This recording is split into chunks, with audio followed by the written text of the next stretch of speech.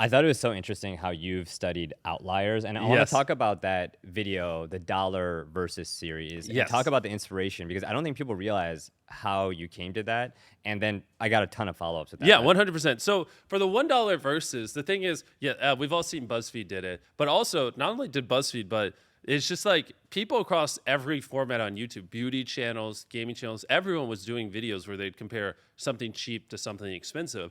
And they usually did well.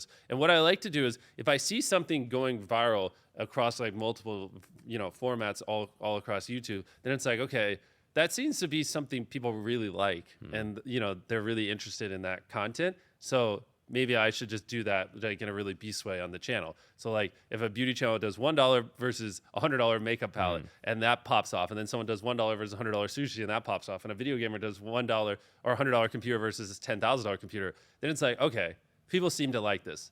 I'm gonna do a $1 hotel versus $1 million hotel, and it works. Yeah. I saw that outlier from BuzzFeed's channel was a plus 50x. Yeah, So you exactly. can see like was a crazy outperformance. It's essentially when I tried to think of like how, because ViewSets probably built it where we can help small creators just do better. And when I try to think of like one of the most, can't think of another word than OP. It means overpowered if you're not a gamer.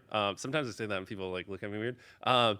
Tools is like to help you brainstorm ideas, because I think that's one of our bread and butters. And one of the best ways to brainstorm tools, I thought, would be to give you access to outliers, which is like you said, it's essentially like if videos do, it basically shows you every video on YouTube that performs multiples better than the average on that channel. So like if a person's getting 1 million views a video and then they upload a video and it gets 5 million views, well, why did that video do 5 times better? And like we just give you a collection of videos like that performed really well, so you can brainstorm based off of it. So hopefully you can also have outliers. Yeah. How many of your videos would you say are from outliers that, Yeah. this tool has been internal for 6 years now?